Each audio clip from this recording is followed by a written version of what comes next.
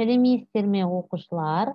Бүгін жаңа бөлімді жалғастырамыз. Қазақстан Ресей империясының құрамында. Ал сабақтың тақырыбы қазақтардың 1860-1870 жылдардағы азаттық күресі. Дәптеріңізді ашып, бүгінгі сабақтың тақырыбын жазып аламыз.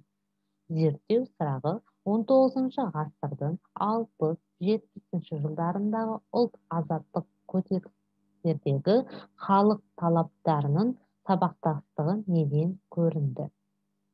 Сабақтың мақсаты қазақ халқының отаршылдыққа қарсы ұлт азаттық көтерілісінің себеп-салдары, Ресей патшалығының 19 ғасырда отаршылдық жоспарын күшпен жүзеге асыруы. Өткен сабақта сіздер не білесіздер?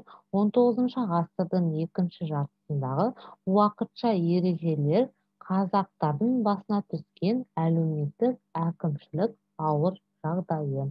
Оқушылар ең алдымен білімі сайтын пайдаланып, қазақтардың 160-170 жылдардағы азаттық күресіне байланысты бейнематериал көретін боласыздар.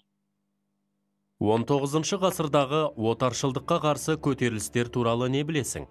Ол көтерілістер қайда болды? Көтерілістердің нәтижесі қандай болды? Осы сұрақтарға жауап беруге тырысайық. 1867-1868 жылдардағы реформалар отаршылдық езгіні күшейтті. Ол қазақ жерін патша үкіметінің мемлекеттік меншік етіп жариялаудан көрінді. Жаңа бекіністер салу үшін қазақтардың жерлері тартып алынып, салық түрі көбейтілді. Бұл жағдайлар қазақ шаруаларының ашуын тудырып, азаттық күресті ұйымдастыруына түрткі болды. Ол көтерілістер қайда болды? 1868 жылдың желтоқсаны мен 1869 жылдың қазаны аралығында болған Орал мен Торғай облыстарындағы көтеріліс отаршылдыққа және феодалдыққа қарсы сипатта болды. 1869 жылы Ойыл өзенінен 20 километр жердегі Жамансай көлі маңында фон Штемпельдің тобына көтерілісшілер шабуылдады. 7 күн бойы қоршауда болған жазалаушылар шайқаспай, әскери бекініске қайтып кетті. Орал облысындағы азаттық күресті басуға ірі әскери күш жіберіліп, көтеріліс толық талқандалды. 1870 жылы Маңғыстау түбегінде шаруалар көтерілісі басталды. 1870 жылы наурыздың ортасында подполковник Рукиннің тобы ережелерге қарсылық білдірген адайлықтарды күшпен тоқтатуға тырысты. Бозашшы түбегінде Досан Тәжіұлы, Иса Тіленбайұлы бастаған 200-ге жуық көтерілісші жазалаушыларды қоршап алып талқандады. Тапсырманы орындай алмаған Рукин жазаланды. Бұл жеңіс көшпелілерді рухтандырып, қозғалыс бүкіл Маңғыстауға тарады. Балық аулау кәсіпшілігінде қайықтардан флотилия құрылып, көтерілісшілер тобы 10 мыңға жетті.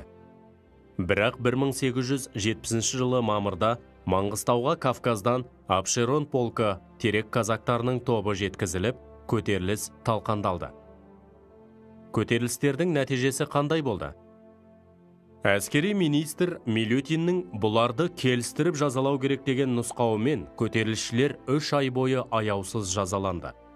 Көтерілісшілердің бір бөлігі жазалаушылардан ығысып, Хиуа хандығына өтіп кетті. Осылайша, патшалық үкімет уақытша ережелерді күшпен енгізіп, қазақ даласын ойрандады. Оқушылар, бейнематериалды көріп аяқтадық. Ал енді қысқаша конспектті оқыңыздар.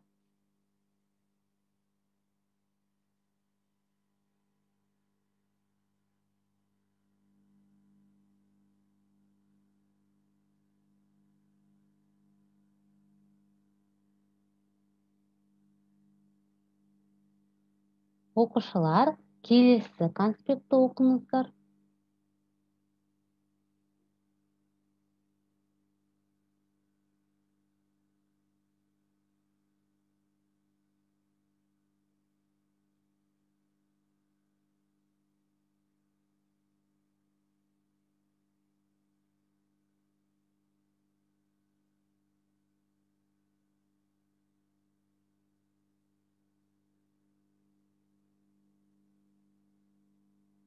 Оқушылар, конспектті оқып болсаңыздар, тапсырма орындайық. Керекті сөздерді пайдалана отырып кестені толтырыңыздар. Көтерілістің уақыты, қамтыған аймағы, ерекшелігі, көтерілістің себебі, көтерілістің нәтижесі. Егер сіздер мұқият бейне материалды көрген болсаңыздар және конспекттерді оқыған болсаңыздар, міндетті түрде осы тапсырманы орындай аласыздар.